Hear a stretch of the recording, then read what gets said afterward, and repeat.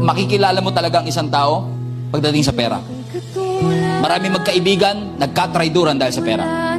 Nagkaonsehan dahil sa pera. Marami mag-asawa, nag-divorce because of money.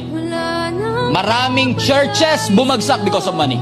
Because money is a great servant, but it is a terrible master.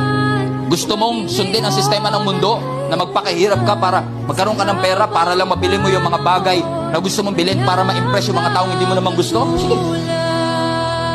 Go ahead.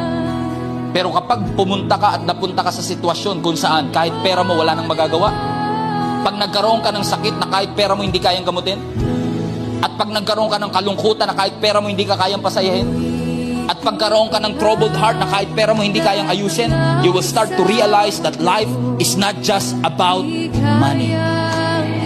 You need